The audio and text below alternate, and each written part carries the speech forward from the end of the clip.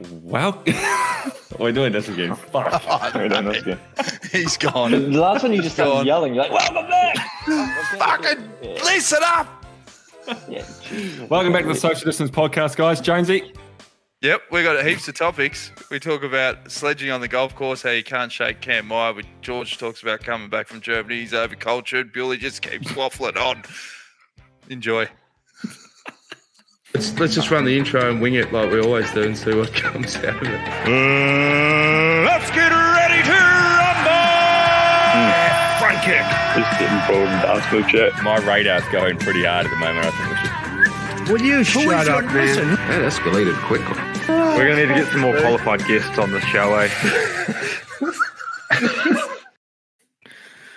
I made an amateur mistake this morning, boys. Amateur mistake. What have you That done? sounds like a normal morning. Number one rule. Now, they're normally done at night, the mistakes, but this morning the mistake was made. Number one rule of wake ups. If you get woken up early, for whatever reason, today was a drug test, 2 hours before my alarm, got up, did the drug test, made the amateur mistake of going back to sleep afterwards. Oh, yeah. Woken up worse. You can't do that. Woke up worse. You think, It's an like- extra hour of sleep will help, but it doesn't. Sometimes it's like how you wake up is a bit of a lottery. Like, and if you get it good the first time, like if you've woken up all right the first time, don't take another dip from the pot. You know what I mean? Like you already just Don't spin the wheel again. You've already landed on red. exactly. I'm all right with this. Yeah. It's early, but I'm okay.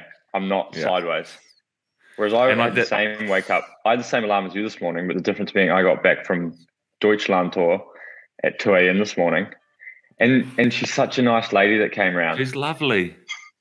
And I'm just trying. Yeah, I just don't say anything. It's one of those situations where I'm fuming because I've had I reckon I had 4 hours sleep, and then she's there bubbly like, oh, bon dia, and I'm sitting there like, fucking just want to really just fuming away, but I'm just going, bon dia.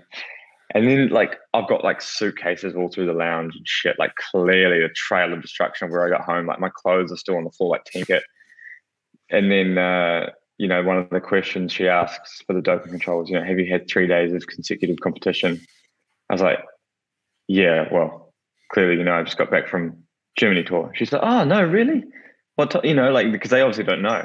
So they got no idea that you got home at 2 a.m. So she bumps in at 7 a.m., 6:30, bright and sparky, and you want them to be it's what they're doing is great, and they don't get to choose what time they come, but fuck, it winds you up.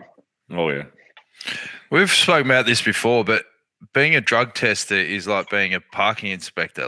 It's just one of those hated jobs. I'd hate it because you're never greeted with hey, what's happening? Yeah.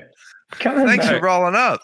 Awesome. Is it true that with parking fines, if you're fined by the local council, then you need to pay it. But if you're fined by one of those private entities, you don't actually have to pay it. Well, ask George about fines. He knows all about them. I know how not to pay them and turn a €50 speeding ticket into 3,000 pretty quickly. I still haven't got that speeding fine from France, so I think it went to my old address in Sale, so I need to hunt that down. I think that's starting to Don't go accumulate. looking for them. Don't go looking for them. Don't go to France. You just go to Inuit or ostrich. Yeah. It's the ones that bury their head in the sand. Well, that's my old man's nickname, Emu. There And you he's go. in Sale, so Perfect. get Emu to Couldn't- get it. Couldn't have gone to a better place. I was thinking, how did you know that information? I was like, what's George been doing? Snooping around text messages. What's news, fellas? Well, I got back from Germany, as we talked about. I tell you what, I haven't spent much time in Germany before. I've spent zero. I think it's the least visited country in my books, in all of the common countries we go to in Europe. I think I've been there once before in my life, and I couldn't believe how much Germany is like a parody of Germany. It's like, how you would imagine in New Zealand, a German restaurant opens and they're all wearing Lederhosen and with the big steins of beer, and it's almost like taking the piss out of Germany. Germany is actually like that. They lean into being German so hard. They're all the trying so Gothic hard to houses. be Germany. Germany Yeah, is they trying so hard to be German. And the whole time I was like, it's like they're taking the piss out of themselves. Every town I'd go there and be this big lady up on stage with like, you know, with the plaques and stuff, and you know, goedemorgen, very cheery, and you just like tone it I down, know what love. they're Be neutral. And after a while, it occurred to me what was happening. They are I hate running countries with culture. Yeah, no, you know what they're doing? They're running a massive distraction. They're going, this is Germany. Forget about the 40s. Forget about the. I reckon that's what they're doing. They're just running a huge diversion plan. We're all looking at the left hand to forget about the right hook that happened, you know, 70 years ago. So I just couldn't. Everywhere I looked, I was like, you couldn't get more German, and I couldn't keep a straight face. I mean, I'm sitting at breakfast, and you just who literally gets up and puts Lederhosen on and comes to breakfast? You know, like Germans. They love exactly with tall socks and little khaki. Well, it's like Australia's like that. Like you go to the Melbourne airport, we're just wearing bing-tang singlets, stubbies, thongs. We don't give a shit. No, but it would be like Crocodile Dundee greeting you at the airport. Oh, you know? Yeah. Getting your luggage, call that a knife. You know, like Yeah. Yeah. It's pretty. I haven't spent much time in Germany. Speaking of Germany, isn't the Oktoberfest is kicking off soon. We should go there. But I never understood what is in September. Yeah. But I've heard stories of that. Even I've heard stories from like almost professional drunks that have been Oktoberfest. And is that what they call alcoholics these days? Professional drunks? No, I've had mates that would have beer on their cornflakes. I'm a professional drunk. Yeah, but they've been to Oktoberfest and they're like, it's too much. It is literally too much. Like they've got some beer halls where, where so there's this whole thing about like, if you stand on the table, you have to finish your stein. So how big is a stein? Must be like a liter. Yeah. Did they invent the metric system? Okay. I think so. So it all started with beer, and it was that 1 liter stein. They said that's what we're going to call it later. So I hear stories about if you stand up and you don't finish you have to, you stand on the table, everyone has to like give you their attention and like clap you or whatever.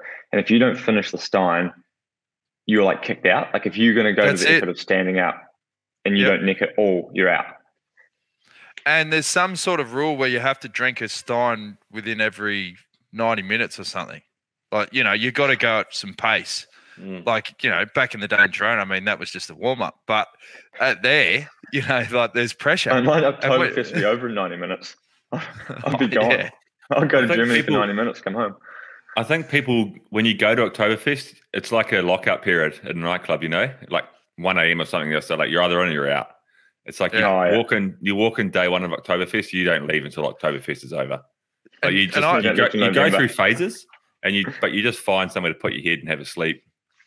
But I reckon it's one of those events that it'd be like for males, there'd be an element of pride. Like if I went to Oktoberfest, I'd want to train for it. I'd want to have 2 or 3 benders a week just to get piss fit and then go in red hot. Because if you went in there and you go, geez, I haven't had a beer for about 8 weeks, you got no chance. Oh, mate, that's me right now. I went on the straight and narrow since like January. I think because what happened was every time I had like a penciled in holiday this year, just before it, I would get massively sick or get COVID or something. And that would be like, oh, that's your holiday, mate.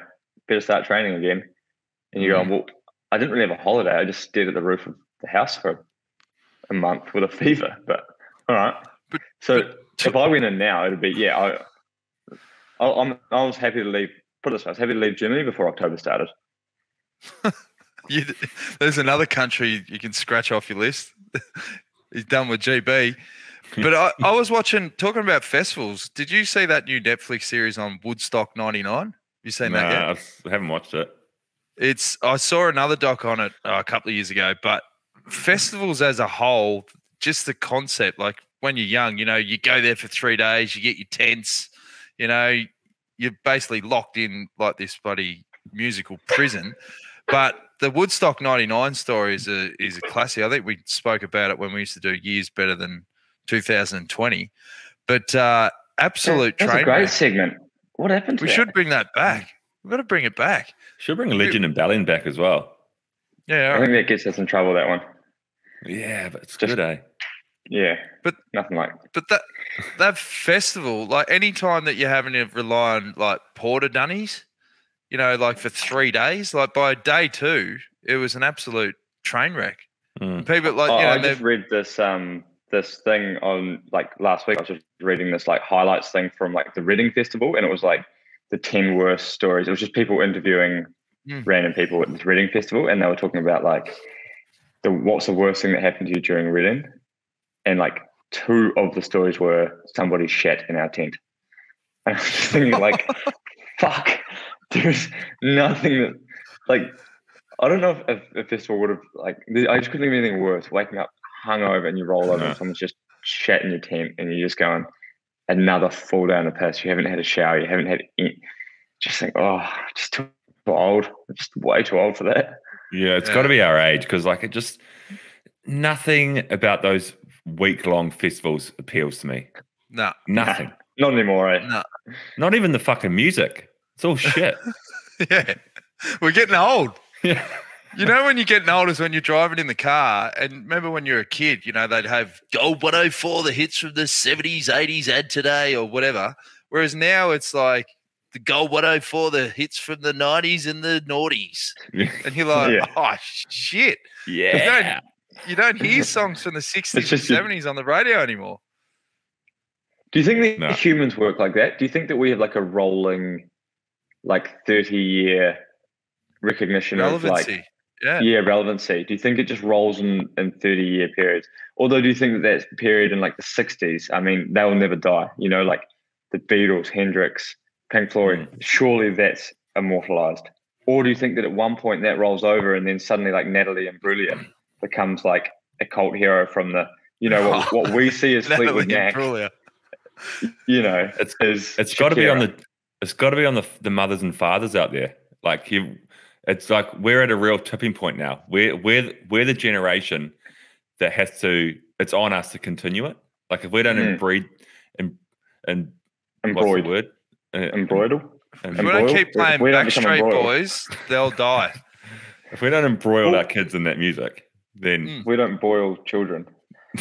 I think that what happened is my parents played the music of their age. You know, so my parents are playing Springsteen, Floyd, Led Zeppelin, you know, and I would therefore play the music at that age. So I would like to think that my kids would grow up to that same music and it would become immortalized. Yeah.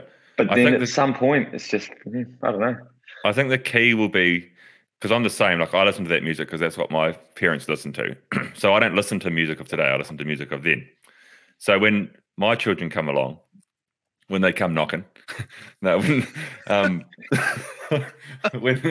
talking about going down rabbit holes. We need to explain to Sam how this whole thing works, like the nuts and bolts, get down to brass tacks on the keys. I'll play the same music, but the key will be just to like completely insulate your child so they're not exposed to the outside world. Don't let them listen to the radio. Don't homeschool them. Homeschool them. Don't let them socialize. Well, for social, like, you know, for making them be socially normal, just insulate them. Yeah. That's what I just read that the Glory Vale cult, I was just reading the ins and outs of the Glory Vale cult is coming to light. There's this scandal in New Zealand now. And Glory Vale's this famous religious cult in the South Island of New Zealand. And it's always been a bit of like a talking point in New Zealand, a bit of a pillar of like bizarre things in New Zealand. And geez, it is a twisted place. Now it's all coming to light. Everyone thought like, oh, it's just like, as the name suggests, Glory Vale. It's like this. How do you describe Glory Vale's too close to Glory Hole. As soon as you said Glory Vale, I was like, didn't There's a real over. Joseph Fritzl vibe coming out of the place. Oh yeah, that's no good. How was Deutschland tour, GB? It was terrible for me. It was really weird. I went in actually confident. I was actually backing myself in to go a good result. And basically, it's just one hill climb, you know. And Adam was there, Yates. And I was like, right, I've just got to go all in to follow Adam. Because in my head, I thought, I've been riding pretty well last pipe week. in. It's been going good. No, I thought if I just hold on to him, I can at least get second, Or maybe it could be a situation where he's already up on me from the prologue. Maybe I'll give him some pulls, stage. I don't know. Anyway, I talked to him in the stage and we would, right, we need to go early on this climb because the hard bit was at the start and the last bit, the easy bit was like the last half was sort of like 5.5%, pretty hard to get away. And so we just went all in at the start, like absolutely ape shit on this 30-minute climb. And after 10 minutes, I was on the ropes, but I was like, I think everybody's really hurting here. So I tried this like stupid attack and then Adam went over top of me and I went all in, followed him. And then I just stopped. I completely stopped and in the middle of the road and I just couldn't hold on to any group, It was pretty interesting, like talking to like Noxie, who had a great ride and he rode it really smart and he got up for like 5th, I think, or 6th in the stage and stayed in the wheels. And what it made me realize is like, even at this level, one, you can never stop learning, right? You always make mistakes. You think, fuck, like that was on hindsight, that was so stupid. What was I thinking? Why didn't I just ride it smart, stay in the wheels, go for a nice podium? Who knows? Or B, the level is still so high, even at like a small race, like Germany Tour. You'd think the majority of the good riders right now are at Vuelta or whatever, but there's just no room. The level's so high that if you go, right, I use a little bit too much energy here or I went over my limit here, you get so punished. It's just everybody's so good now. Everybody can do 6.5 watts kilo for 20 minutes. Everyone can do this. And the differences are like, everyone's like threading about bikes and equipment and this and that. But if you just like make a mistake like that, that's your whole race done. So in a way, maybe it's always good to get a reminder that you go, okay, pull your head in, mate. Don't get ahead of yourself and suddenly being humble or at least being like scared of the competition in a way can sometimes get the best out of yourself, if you know what I mean. Mm. Yeah, it's just like it's like about managing expectations in some ways, but like I was training with you for a few days before the German tour, and admittedly, I'm probably not at my peak form, but like you were going fucking good. And I couldn't do your training, so like the expectation for you is I want to try to win the Germany tour. Yeah, that was the expectation, and then it's just like okay, how am I going to go about it? Am I in a position where you got to ride a little bit smarter, or am I in a position where I can blow people off the wheel straight away, or what? It's just about managing the expectation, and understanding the expectation, and then managing how you're going to achieve it. It's like if I was going, the level's so high. Yeah, if I was going like a bit average in training and stuff, I go, oh, right, I probably need to just keep it in my pants here a little bit, like just stay in the wheel, snibble around, and yeah, it's almost like I think it's just sometimes you get ahead of yourself, don't you? And that's what happened, and it just. Yeah, it was particularly disappointing, really. So that's unfortunate. I think that was my last major hill for the year as well. What are you doing, Jonesy? I was going to look up the forgot I was on the camera. I was going to look up the comments from the last video because I want to give away that jersey. Oh, right, yeah. But I just want to like harp on your household for a little bit, George. Caitlin had a bloody epic weekend as well. Ran 100K Mont Blanc, 100K off-road marathon. 100K in a day. What a machine. In the mountains, bro. Not on the road. In the mountains. 6,000 meters of climbing. 6,000 meters of climbing and 100K. I'll tell you what, how you always accuse me of saying I'm tired every time you ask me how I am? I always go, I'm pretty tired, man. I think that no one ever has a right to say they're tired unless they run 100K around Mont Blanc. Yeah. I looked at the people. I was watching the live stream. So I was waiting for Caitlin to finish, right? So they start at 9 a.m. and she finished at must have been about 11 o'clock at night. And I was just watching the live stream of these people coming across the finish line. And I can't even if you stand up on your legs for a day and you're at the supermarket or whatever, and you're like, oh, it looks pretty tight. And then you're running 100K or 6,000 meters. People were like crawling across the finish. And then there was another race where people run 180K. Jesus, that's nuts. How do you train? Like, do you do like a marathon as a bit of a warm up, couple of weeks out? Like, how many Ks do you have to do on the run? I think you can't train. I think if you genuinely train for that, like try and like replicate it, you just get injured. So I think you just go, I'll train as much as I can without getting injured. That's pretty much the threshold for runners. Like they could train more, but they'll get injured. So they just go, I'm going to train as much as I can without getting injured. And then race day is just going to be fucking terrible. And like, this is what's crazy. She's like, oh, after 8 hours, I was feeling good, but I still had 5 hours left. And you just think, what? That's insane, eh? She's a freak, man. She's a beast. Unreal. No, that was a big effort. She's definitely the best athlete in your house. No doubt. I know. She said she wasn't happy with how it went, though. So just one last one from me. How do you get the calories in during that day? Like, what are you pumping in? I think she ate 100 grams an hour for 13 hours. So imagine that's 1.3 kilos of carbs just in the race. That's a lot, eh? It's actually impressive that you can do it. Like on a bike, in a bike race, I mean, it's easy for us to, in some ways, easy for us to get the calories in because we've got a car driving behind us.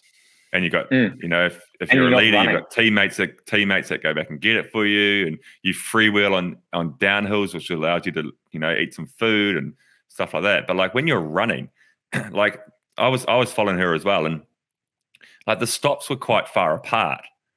So you can't run with it. She's not running with a backpack on or anything, and like stopping. Yeah, she is. She's got a vest. So you got like bottles here and here. It's like this. It doesn't look like a backpack, but it's like a vest, but it's sort of like a koala thing, you know. And you got like stuff in your front pockets, and they're swapping out. And Francesc was our Catalan friend was supporting her, like doing all the aid stations and stuff, and her team obviously. And so they just like swapping out at feed stations. They've got like. But I was watching Kylian Jornet, the guy that won the 180K race, and he was sitting down for pasta and stuff. He would run into the feed zone, and like that was neck and neck with this guy. He'd run in, sit down, smash some like pasta, smash some like rice pudding, and then just like I couldn't imagine a side stitch.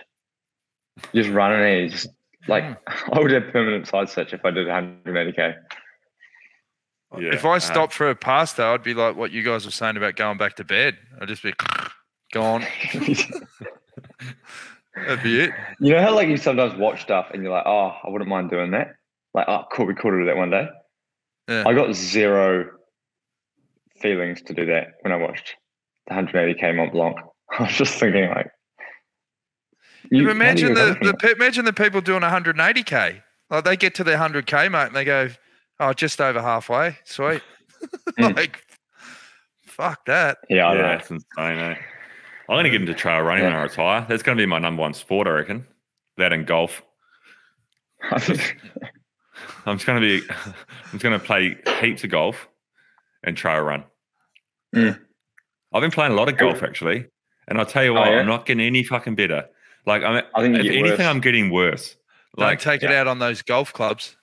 Oh, mate. I played on last Friday. I played this really good course here in Spain called Importa. It's like 15th best course in Spain or something. And they apply to host a Ryder Cup and stuff. It's like a real good course. Way above my level. Like I've come off par 3 pitch and putts. Local, like rural. We can really attack the pin because it just pugs. Hadn't even used the driver. Hadn't even used anything bigger than a pitching wedge for the whole summer. I was like, I'll be right. Lined up on the first hole, like 550 meter par 5. I was like, how the fuck am I supposed to get there with a pitching wedge? Did you play with Cam Meyer? Yeah. Yeah, he's good. He was a good golfer. And I played with him once remember we went for Green Edge camp. That was when you rolled your ankle on that kid's swing. Oh, on the trampoline. Broke my ankle. Broke ankle on training camp on a kid's trampoline. But we played golf with Cam that day, and he's one of those golfers, you know, when you play with mates and you sledge them and their game just goes to shit. Cam actually plays better. Oh, yeah. Like the more you sledge him, the better he plays, so you just got to shut your mouth. I played with Cam and Dora. I played with Cam and Andorra in July, and we just played this like par 3 course, but like quite a hard one, and well kept and narrow fairways and like a few technicalities to it. And I was playing good that day, and I was 5 shots up on Cam through the front 9. So no, you know me, I got fucking chirpy.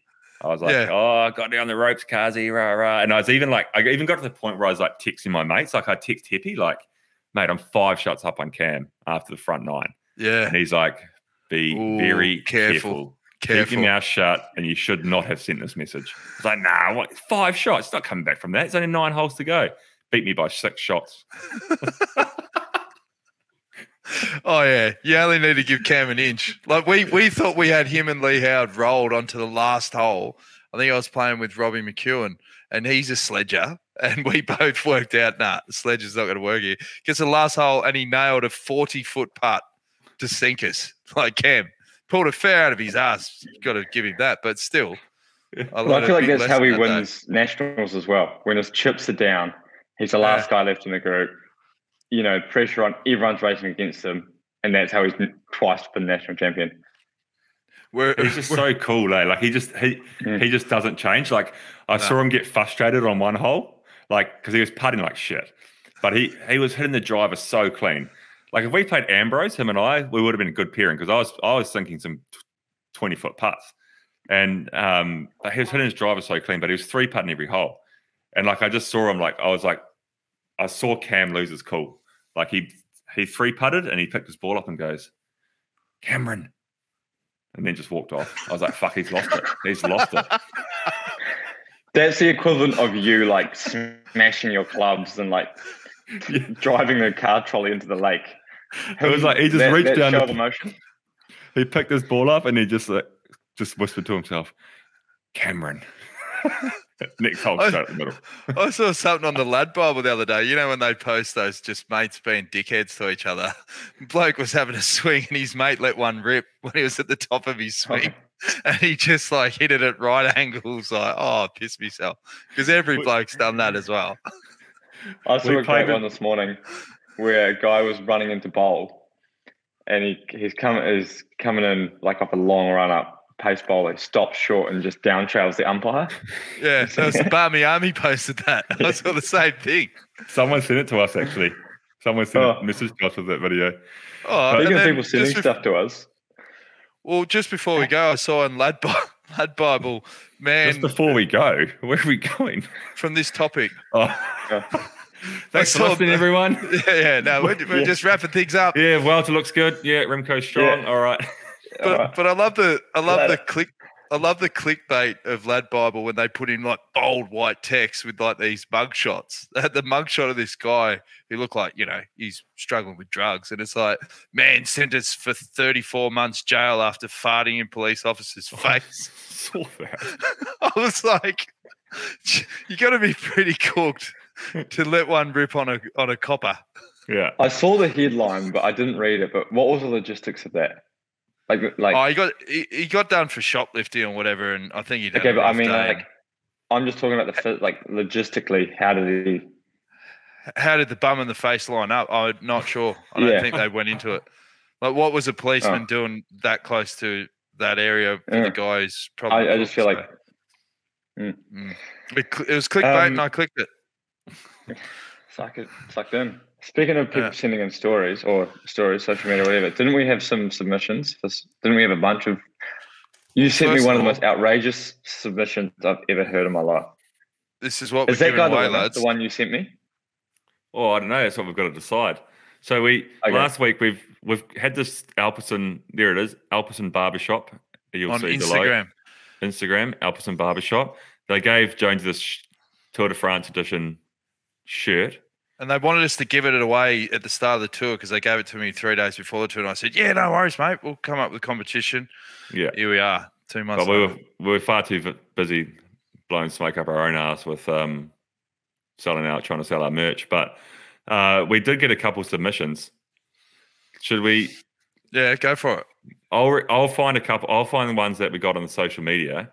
All right. And we had heaps, but we can't. There's no way we can read them all. But I just want to. I think that my vote is for this the one where like I can't remember how many fingers were lost, but the I metal can't read it. Yeah. Well, there was 2 metalwork ones. Here's one from Linda Bauer. She said, the story that springs to mind from school where I work as a year 11 kid in metalwork who had been working on a metal mirror frame for some weeks. He just got it to the point where he was ready to put in the glass in the frame when the teacher finally realised that the mirror frame was in the shape of cock and balls. Must have been nearly a metre tall, needed to be hidden in black plastic rubbish bag to be carried across the school to the deputy principal's office. Sadly, I had no idea what happened after that. No. That's a good one. There's also the one about the guy.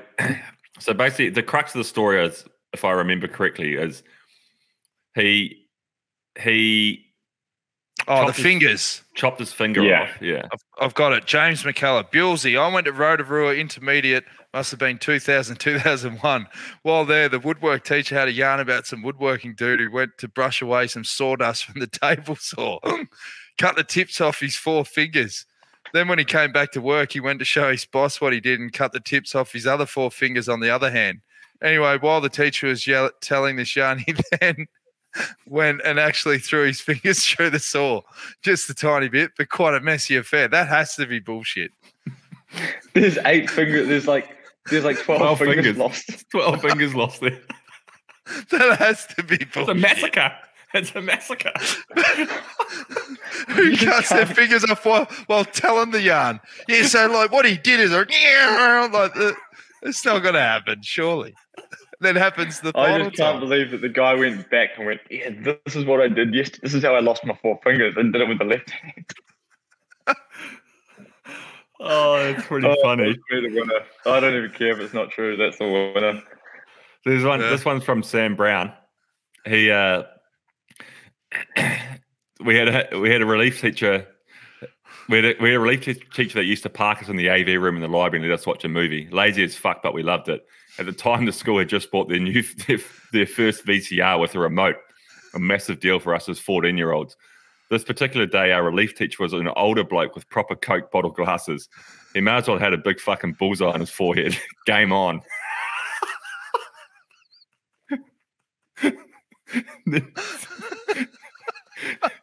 As we walk into the AV room, a kid swipes the remote and sits down in the back. Old mate teacher comes in, puts the video in the machine and starts trying to figure out how to get it working. The kid with the remote lets him go for a minute or so, then tells him the VCR is voice activated. Teacher looks confused, so another kid offers to give him a demo and says, play, at which point his mate with the remote presses play and the movie starts. We all start giggling and the kid at the front says, stop. His mate hits stops and the movie stops.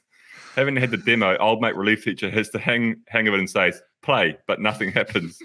Try getting a bit closer, says the kid with the remote. So the teacher leans right up close and says, play, and through the marvels of technology, the movie starts. We all start laughing to the point the teacher needs to tell us off. He leans into the VCR, stop, and the movie stops. So he can tell us to be quiet and leans forward again, play. The movie starts again. We all fucking lost it. The whole class is pissing themselves laughing. So we need to be told off again. Same thing. The movie stops and starts on voice command. By the third time, the librarians outside the AV room are wondering what's happening. One of them comes in to see what the laughter's all about. And before the relief teacher can say anything, the kid down the front pipes up to explain the new voice-operated video machine. He does a demo again, and to her credit, the librarian played along with the joke. I'm not sure if the poor bastard ever worked it out, that it had all been a massive piss take, or whether he was left wondering why voice-activated appliances never took off. I just love might as well had a big fucking bullseye on his head because he had Coke bottle glasses. That's quite a good one. Yeah. That's fucking great. We got one more submission as well. Yep. This is a tough one to read. Could have done with some paragraphs. Just go for it. Talking of school woodwork classes, back in the day in 1976, we used to have this lad at school who always called us by our surnames rather like the teacher did, which wound myself and my fellow classmates up. Well, this guy was making a coffee table for exam work and spent a lot of time getting it just right. Unfortunately, he became unwell and was off school, which coincided with me wanting to make a fruit bowl. I got this idea to use the coffee table as a basis for the build. I used a table saw and cut the table up and glued and clamped it up, adding some lighter color wood for contrast. And the next lesson, I tuned in the lathe.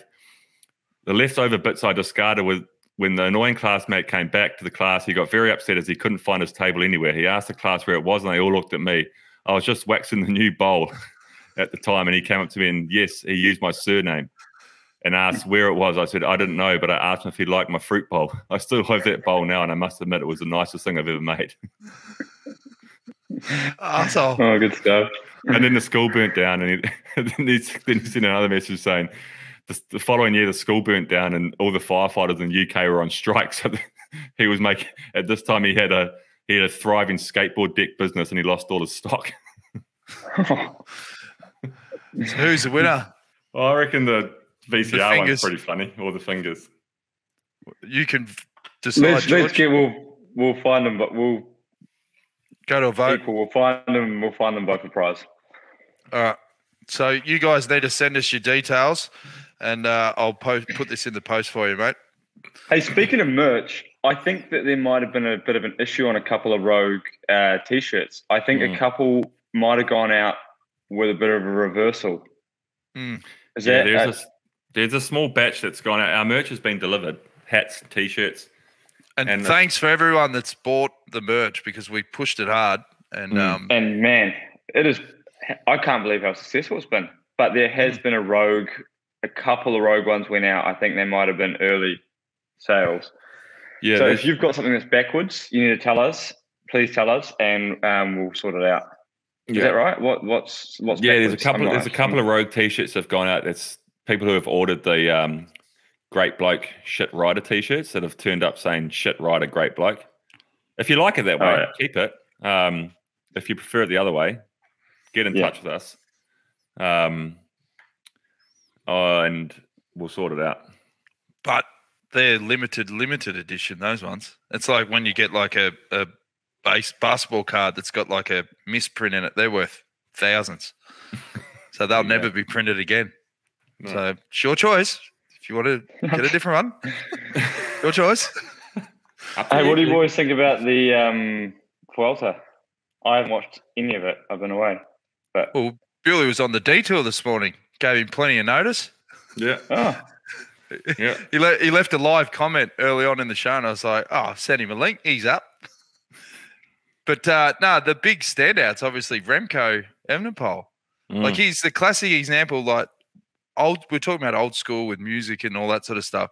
There's that whole, and it's going to take a while to change, that notion of you got to pay your dues. You know, if you're young and you're good, you got to wait 2 or 3 years. Whereas these young guys are bursting on the scene, and with Remco, big tags early. You know, he's got his own clothing line and lots of pressure and all that. And then when he sort of dipped a little bit, he was only 20 or still young. People like want to lay the boots in, and now he's showing shit. Hang on, he's fucking good. He's real deal, eh? He's real deal. Yeah, and I guess I wish someone had said to us when we were young, like we always were like sold this false thing, like, oh, don't worry, your time's coming. When you know, like, you got time. 26, 28, 30, 35. That's your years. And I feel like a little bit of us put it in neutral in some way because we got told that that's, you know, what was happening. Sorry, I'm getting a phone call. got massively distracted.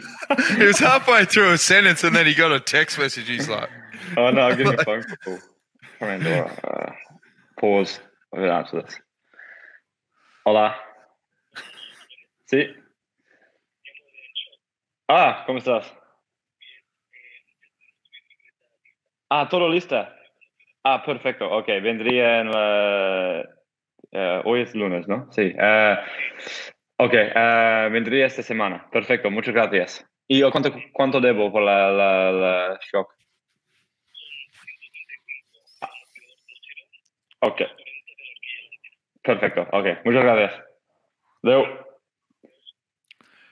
Just Downhill bikes, ready, boys. Just start your spiel again. I'll go your full frame. So I think we got shortchanged.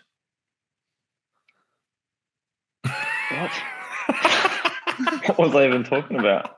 Just say, when you were young, I think that we got sold a false thing of doing your apprenticeship sort of thing.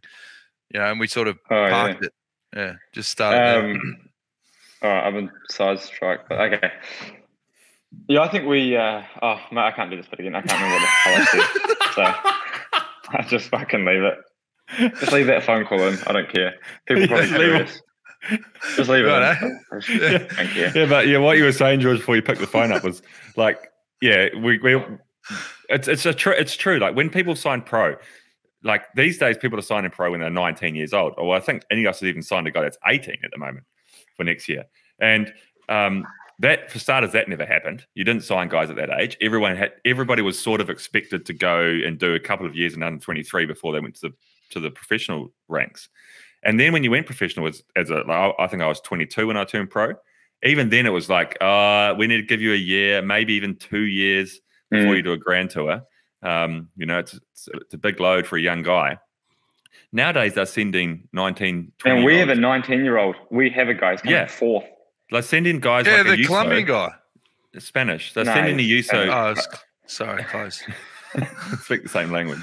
Yeah. They're sending a 19-year-old USO to the Vuelta and going, try finish on the podium.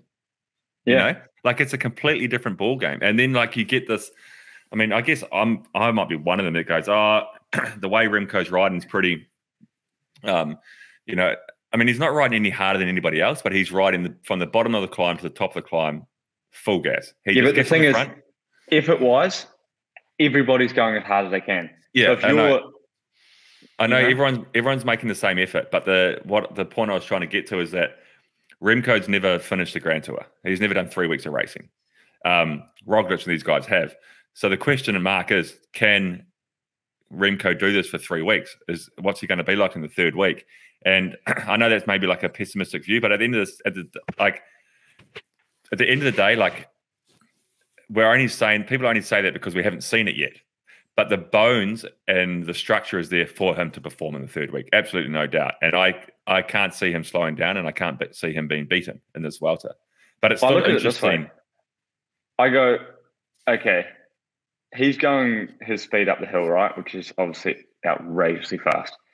Everyone else is going on their absolute limit to follow him. So I would say that you could argue that the guys losing 1 minute, 2 minutes, whatever, every climb, they're suffering more than him. So actually, like, I almost feel like the better you are, the easier it is. Like, he doesn't look like he's on his limit. I don't know. I think he's. No. I think he's. He doesn't even look like he's touching the road. Nah, unreal. Unreal. Like, and we were saying this on the detour last night, Jonesy, that Remco's pretty much always at a high level. You know, when he races, he's winning. He's winning races. But I don't think we've ever seen him at this level. No. And I used to think that he was like good. I always thought he was good, but I thought more that he was extremely aerodynamic and had like a good punch. So I always thought like, he'd get a gap, and then he was just so fast. You know, the bike he was on, his position on the bike, his everything, and I was like, this guy's just got crazy speed. So I was thinking that's why he always goes 50k out, because he didn't back himself in to do 7 watts a kilo in a final or something. But now he's doing more power than anyone. It's just I think he's a completely different rider than what he was even 6 months ago. Yeah.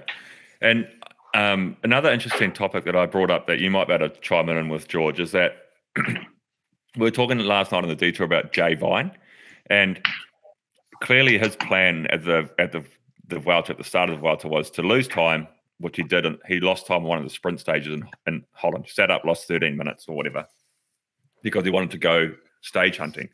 And, you know, obviously if you're down on time, then teams don't have a problem with you being up the road on successful breakaway days. So he's done that, and he's won the first 2 hard stages in Spain, basically, back to back, boom, boom, 2 mountain top wins. And the first one he won from the peloton. He wasn't in the breakaway. He attacked from the peloton at the bottom of the climb. Okay, you can argue, they let him go because he was 30 minutes down. Nah, but I think that was the physical performance of the year. Exactly. So even though they probably did let him go, but then what he did from that point to the finish line was he was the best climber in the bike race, you know, or equal best with. I would argue that was Remco. The best performance physically like numerically in the last. I don't know. I saw like some calculations that he did, like outrageous numbers. Yeah. And then no matter what, he was winning that stage. Yeah, exactly. And then he won again a couple of days later, doing some insane stuff as well from the breakaway this time. But then yesterday, he wasn't in the breakaway. He tried to go in the breakaway, got shut down. The team's like basically said, we're not letting this guy go in the breakaway anymore because he's at 6 minutes on GC. And that's like, it's a bit too close now with a guy that's climbing like a fucking animal.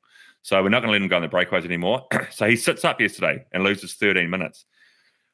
I reckon Why? He should have just backed himself with GC now.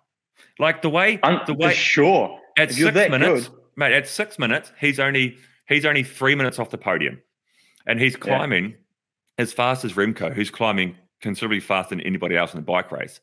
Like he has got 10 days of the Vuelta to go, where he, with his climbing abilities and what he's doing right now, he would ride himself onto the podium. But he sat up and lost time because he wants to win more stages. Yeah. Take your 2 stage wins, fuck the King of the Mountains jersey off, and go and try and finish on the podium at the Vuelta. That's what I would have done. But the thing is, I got no idea. I mean, I'm in no position to comment on this because I haven't watched any of it. So I don't know if that stage was like easy and then super hard. You know what I mean? Or as opposed to like there was the final climb was just like a wall, like super steep at the end. But like, you know how there's like UAE races where like it's pretty easy and guys just have this incredible engine and do bullshit numbers and just kill everybody, or there's like the stages that like Pogacar wins, you know, which are just so hard, like 200k up, down all day, no one's got anything left, and he's the only guy that's got something left. So like, you know, that's the kind of stages that come when you go to Sierra Nevada, when you go down to like. Yesterday was hard, really hard. I got a question for you. His post-race interview, he said that was the day that I'm so glad I'm not a GC rider with how hard it was at the finish. You know this, George. How different is it mentally? So you go into the tour and you go, well, the team says you're just going for stages or whatever, and you're in that mindset. You're just going, I'm just going for stages. I'm happy with this, and I like that because how much extra pressure is it then if you're like, no, I'm going for GC. I'm going all chips in. Maybe for him mentally, he just goes, nah, this tour I'm happy with just going for stages. I don't want that day-to-day pressure of now I want to be a GC going, yeah. But some people like it. Maybe it's a future plan for him. Yeah. Yeah, some people hate it. I don't mind it. I don't find it stressful. I don't find like bunch sprints and crosswinds and that. I mean, of course it's stressful, but it's only stressful in the moment. I don't I don't wake up in the morning and go, oh, fuck, you know. I enjoy those days, and then it gets stressful when I'm at the front. And some guys just go, this is fuck this, you know, and just pull plug in and get out of there and go, I just need to win a stage, pick a day. But like, I don't know. To be fair, I'd rather like what just he's done already is like he's already shown he's the biggest engine. My opinion comes from probably some selfishness because I want to see what he can do. Like he's so good. He's so good. And like he's, you know, obviously everyone knows his background that he's come from the Zwift Academy, and you know, he's a massive number cruncher.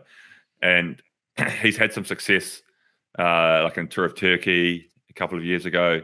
He went close in the Vuelta stage last year. And now he's you know, I guess he's had a couple of years to work it out in the peloton now, to work out how the racing goes.